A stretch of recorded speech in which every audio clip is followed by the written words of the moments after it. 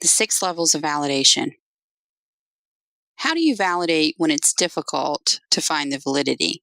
In the book, Doing Dialectical Behavior Therapy, Kelly Corner describes 6 levels of validation, which can be helpful in referencing when you're struggling with finding the validity in another person's point of view. The higher the level, the more intensely we're validating. And of course, we want to try to validate at the highest level, but that's not always possible. At minimum, on our level 1, we want to show interest and be awake. Now, this sounds fairly simple, but if you've ever absolutely disagreed or been irritated with another person to the point that you didn't even want to listen, you know that achieving a level 1 is a pretty magnificent accomplishment. You may have the desire to frown or shake your head or eye roll or put your hands over your ears or walk away even. So the showing interest in being awake involves giving the other person their time and giving them the respect of listening. As a therapist, maybe we don't have the urge to walk out of the room, but we may look at them in a way with our head cocked that looks skeptical. We may project some nonverbals out toward them that says, I don't really believe you, or come on, give me a break. So at our level 1, we also want to make sure that we're listening. And we're not checking our phone or writing something down instead of listening intently. And if you've been a therapist and you've ever had the flu, been sick in some way, been up with the child the night before, staying awake is not a small task. So as long as we're doing this level 1, showing interest in being awake, we're at least on the path to our higher levels of validation. Level 2 is accurate reflection.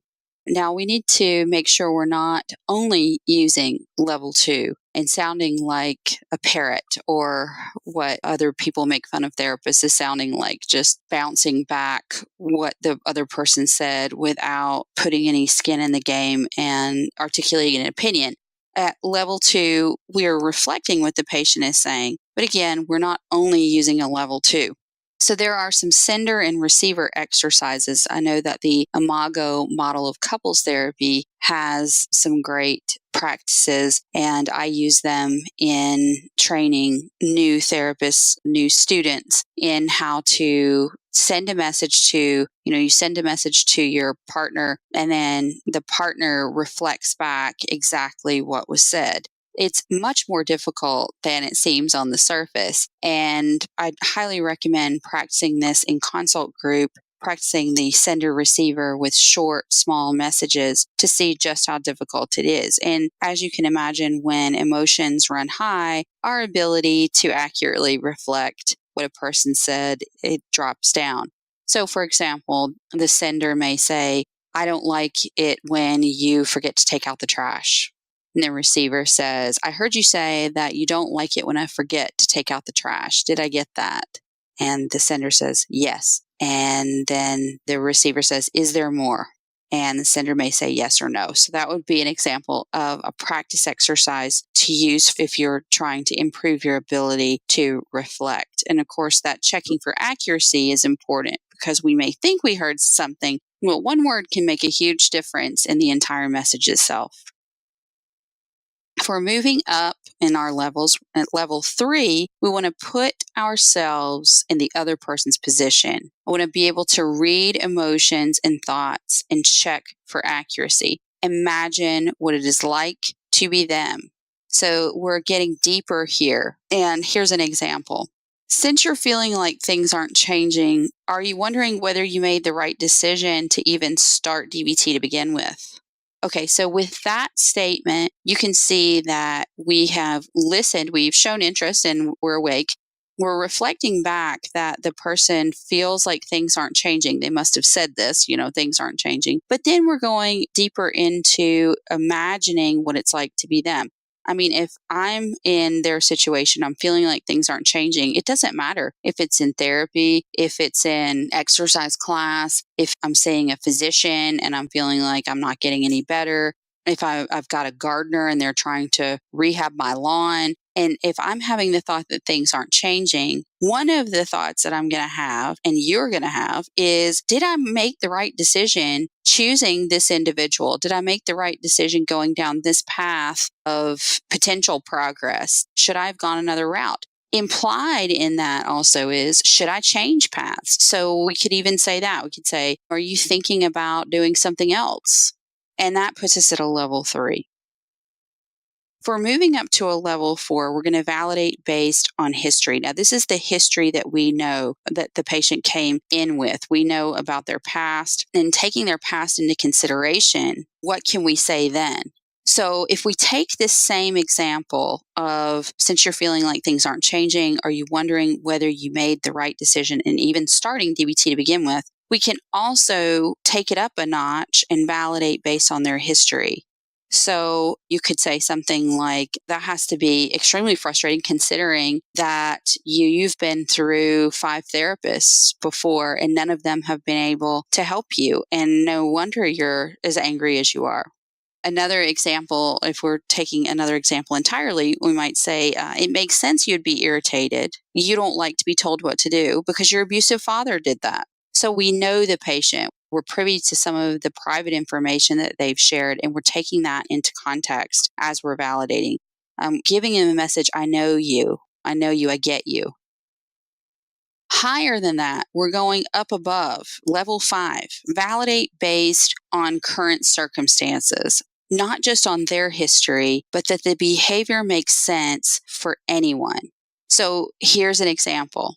It makes sense that you'd be irritated. I was being bossy. Okay, so I hope you can see how this almost radical genuineness, which is the level 6, this open, non-defensive therapist acknowledging their part can be super validating, because we're not saying that, oh, you're irritated because you're a patient or you've had abusive experiences. We're saying you're feeling this way because it is this way.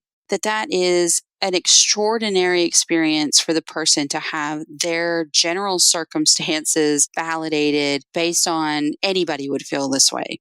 So I started to mention the radical genuineness. This is the ultimate highest level, level 6. It's not possible that we're going to be able to validate at a level 6 all the time. But when we can, it's great, because radical genuineness involves communicating as you would with someone who is an equal, rather than a patient or someone who's disordered or someone who needs help.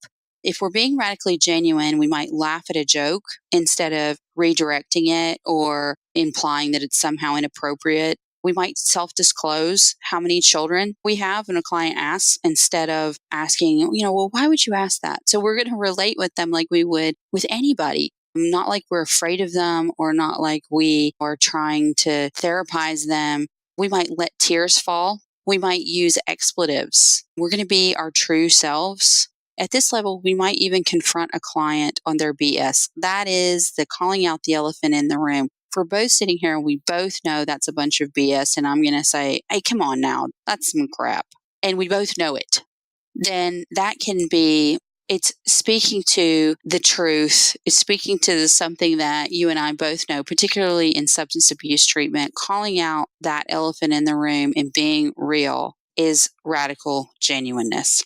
The point is to be a real, live human being, not some weird space cadet, therapist-y type who they could never be like.